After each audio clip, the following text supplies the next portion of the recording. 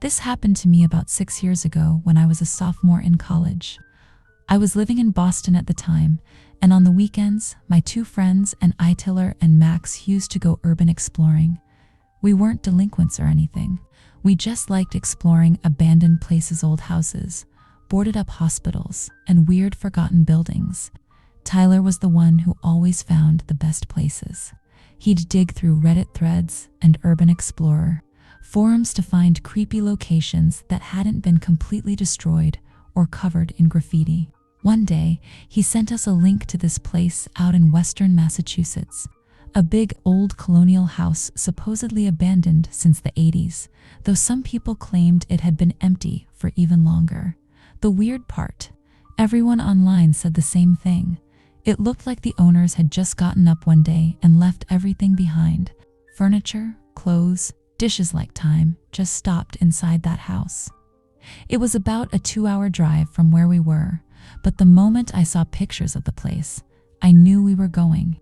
I really wish we hadn't. We got there early one Saturday morning in October. It was one of those chilly gray mornings that already felt a little eerie. The house was tucked deep into the woods, way off the main road, with no other buildings in sight. And sure enough, just like the photos showed, it looked shockingly untouched. The paint was peeling, and the porch sagged a little. But there were no boards on the windows, no signs of vandalism, just a creepy old house sitting alone in the trees. We stepped onto the porch, and Tyler noticed something right away. The front door was already open a crack. That should have been a red flag, but Max just pushed it open and stepped inside.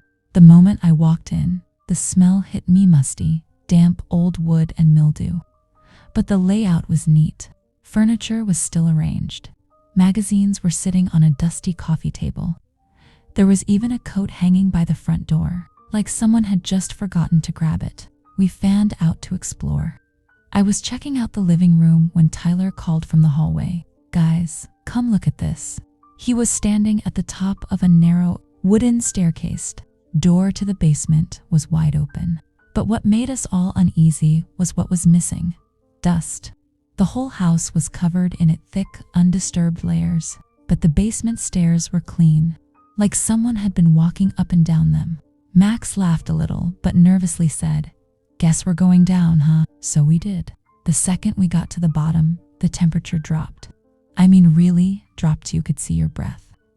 The air felt heavy, like it was pressing in around us. We shined our flashlights around. Rusted tools, broken furniture, old jars of canned food. Nothing that stood out until we heard the door upstairs slam. We all jumped. Max ran back up and grabbed the doorknob. "It's stuck. It's not locked." We helped him, and after a few hard pulls, it finally opened. Nobody was on the other side. No wind, no one playing a prank. The hallway was empty and silent.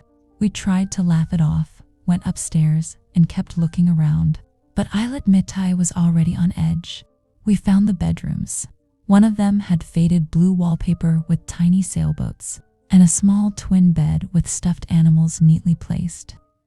The other room, the master bedroom, still had a large dresser and bed frame. There were photos on the nightstand, faces scratched out. Creepy, but we'd seen stuff like that before. We were in the hallway when Max turned around and froze. The basement door was wide open again. We had definitely shut it. He stormed over, slammed it shut. We all watched him do it. About 10 minutes later, I was in the living room looking through an old photo album when Max called out again. "Yo, you've got to be kidding me." The chair moved, the door open again. That's when things got worse. We started hearing footsteps from the basement, slow, creaking, one at a time. Coming up the stairs, we froze. No one wanted to go look, but I shined my flashlight toward the hallway, just in time to see the door slowly creak shut by itself. Tyler whispered, "We need to get out of here, right now." We rushed to the front door. The knob wouldn't turn. Back door, same thing. It was like the house didn't want us to leave. And then, the lights turned on. Every single lamp and ceiling light flickered on. There had been no power when we came in. We hadn't touched anything. And that's when we heard the voice. It came from the air vent in the hallway, a whisper, "Come down." Max backed away and said, "Nope, I'm not doing this." But then we saw something. At the top of the basement stairs, a figure, just a silhouette, not moving, just watching us. We all ran to the fireplace. Tyler grabbed the fire poker and smashed the nearest window. It cracked, then shattered. We climbed out, jumped into the car, and drove without saying a word. None of us slept that night. When we checked the photos we took, most were corrupted, just black static or weird glitchy images, except for one. Max had taken a photo of the basement door earlier, just for documentation. In the photo, there's a face. In the darkness behind the door, pale, hollow-eyed, watching us. We never went back. About a month later, I tried to look the place up again. Google Maps, real estate records, like the house never existed. The only proof we have is that one photo, and even that is enough to make me keep my bedroom door locked at night. This happened to my cousin Nate. When he was living in upstate New York about 8 years ago, he doesn't like telling the story anymore. But when he first shared it with me, he was dead serious, no jokes, no exaggeration. I've known this guy my whole life, and I've never seen him shaken like that. At the time, Nate was into photography and history, and he liked exploring forgotten buildings to take atmospheric shots, especially old hospitals and industrial sites. One place he'd always wanted to check out was this decaying estate, hidden in the Catskills. The locals called it the Quarantine House. Back in the early 1900s, during a smallpox outbreak, the state used it to isolate infected families. They basically dumped people there to die. After the epidemic ended, it was sealed off and left to rot. It never reopened, and no one ever bought the land. That's where Nate made the mistake of going alone. It was early spring when he went cold, damp, but no snow. He drove out in the early afternoon, parked off a dirt road, and hiked a mile into the woods before finding the house. He said it looked like something straight out of a nightmare, symmetrical, made of stone and black wood, with broken windows and vines crawling up the walls, but the front doors were still standing. He stepped inside with his camera, expecting to find moldy furniture and rotting floorboards, but right away he felt something was off. The air inside wasn't musty or stale. It was cold, yes, but clean. Too clean, like the house was still breathing.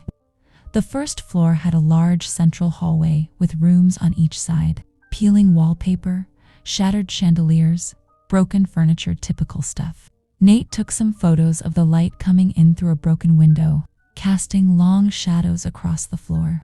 He went upstairs. The floorboards creaked but held. At the end of the hallway, he found a door with iron bars on it, something that didn't belong in a normal house. The room inside was bare, except for a rusted bed frame bolted to the wall. There were scratches, deep ones, on the wooden floor near the bed. Nate crouched down to take a picture, and that's when he heard it. A voice, muffled, like someone shouting into a pillow. At first, he thought it was coming from outside. Maybe someone else had shown up.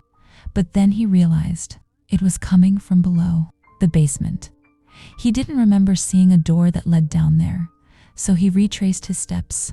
That's when he saw it, a narrow stairwell in the kitchen, hidden behind a fallen cabinet. The steps were steep, and the light didn't reach far. Nate's flashlight started flickering as soon as he pointed it down the stairs. He told me he stood there for a full minute, but curiosity got the better of him. He descended slowly. The basement was long and low, with brick walls and rusted pipes running along the ceiling. There were metal gurneys, decaying mattresses, and thick leather straps hanging from the wall. But the worst part? There were soundproofed doors, 4 of them, small, windowless, with thick padding around the frames. Each had a tiny viewing slot. Nate leaned in to look through the first one, empty. Second, one also empty. Third, there was something in the corner. It looked like a mannequin, pale and still, until it moved. He swears to this day that whatever it was turned its head toward the door like it was expecting him. Nate didn't even look through the last door. He ran, but as he turned, he heard screaming. Loud, guttural, human screaming coming from all 4 rooms, like dozens of voices shrieking at once. He sprinted up the stairs. His flashlight died completely. He used his phone to light the path, stumbled through the kitchen, and ran for the front door. But when he got there, it was closed. He'd left it wide open, and now it was locked. He jiggled the handle, slammed his shoulder against it. Then he heard footsteps behind him, heavy ones, moving slowly across the floor toward him. But when he turned around, there was nothing there. Just a long hallway. He backed up, grabbed a wooden chair, and smashed it against the window. Nothing broke. He tried another same thing. Every piece of glass in the house suddenly looked new, untouched. That's when the lights came on. All of them. Old bulbs overhead, glowing yellow. And for the first time, Nate saw that the house wasn't as empty as he'd thought. There were footprints on the dusty floor, leading toward him. Bare feet. He ran to the front door again, and this time, it opened easily. Like whatever was in the house wanted him to leave. He didn't stop running until he reached his car. When Nate got home, he uploaded the photos to his laptop. Only a few of them saved correctly. Most were corrupted, completely black, or full of static. One of them, taken from inside the upstairs bedroom with the iron bed frame, showed the hallway behind him. He hadn't noticed it at the time, but in the photo, there was a figure, tall, thin, wearing something that looked like an old hospital gown, standing halfway down the hallway, facing the camera, head tilted, watching. Nate deleted the photo. He's never gone urban exploring since. And when I asked him to take me there once to that old quarantine house, he said something I'll never forget. This story happened to my older sister's friend, Lacey. When she was 17, she told us about it during a bonfire at my cousin's place in Vermont. And the way she talked about it too, could tell she wasn't making it up. Lacey grew up in a small rural town in northern Pennsylvania. Her family owned a decent chunk of land, including this big orchard behind their property. The orchard stretched all the way to the edge of a wooded area that most people just stayed away from, not because of wild animals or anything, but because of the house. Everyone in town knew about that house. It sat just past the trees, hidden. People called it the Sutter place. Even though the Sutter family hadn't lived there since the 1950s, the story was that the father had gone mad, boarded up the house, and vanished with his wife and kids. Nobody ever found them, and no one ever bought the property after that. It just sat there, rotting in the woods. Lacey wasn't the type to scare easy. She and her brother Eric used to sneak into the orchard at night, just to freak each other out. But one fall evening, something happened that made her never go back. It was October, almost Halloween. Lacey and Eric were out by the edge of the orchard around dusk, looking for a stray cat that had been hanging around their barn. The trees were mostly bare, and through the branches, Lacey noticed something weird. A light, faint, like a candle or lantern, coming from inside the Sutter house. She pointed it out to Eric. He said it was probably other kids messing around. They dared each other to go closer. Of course they did. They crept past the last row of apple trees and into the woods. The light flickered in an upstairs window, barely visible through the vines covering the house. As they got closer, Eric noticed something strange. There was smoke coming from the chimney, like someone was living there, but there were no cars. No signs of life, just the sound of dry leaves crunching under their feet. They circled the house and found a side entrance partially open. Lacey said the moment they stepped inside, it felt like crossing a wall of cold air. The house smelled like wet wood and dirt. But here's the weird part inside. It didn't look abandoned. There was no graffiti, no animal nests, no mold. It looked preserved. Furniture was draped with old cloths. The wallpaper had faded, but not peeled. There were boots by the front doorman's boots, large and worn. And on the coffee table was a ceramic ashtray with a lit cigarette. still burning. No one said anything. They just stared at it. Lacey whispered, "We should go." But then they heard the sound of footsteps upstairs. Slow, rhythmic, back and forth, like pacing. Eric whispered, "We can't leave now.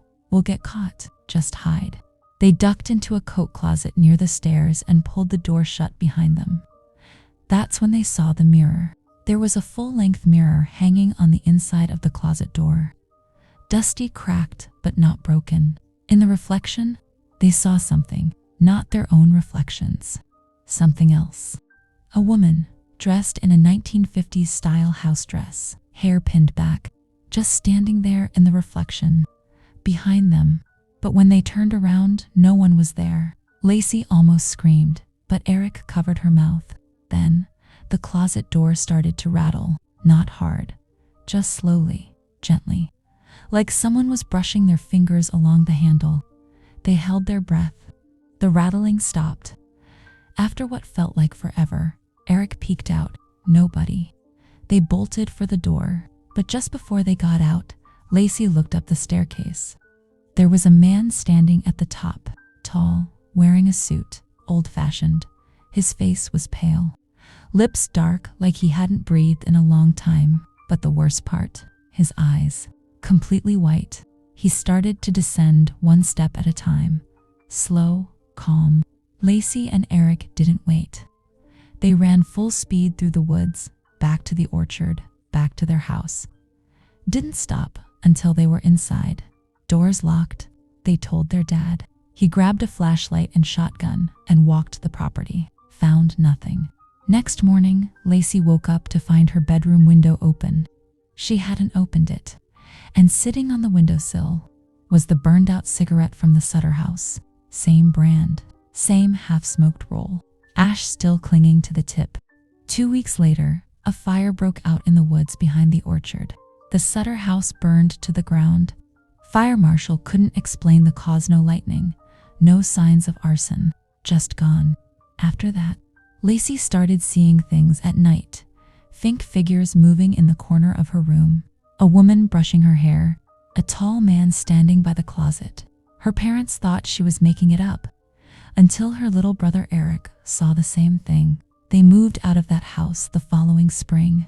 But Lacey never forgot what she saw in the mirror that night, and she swears every now and then when she walks past a reflective surface, she catches a glimpse of that 1950s woman, just standing behind her, smiling.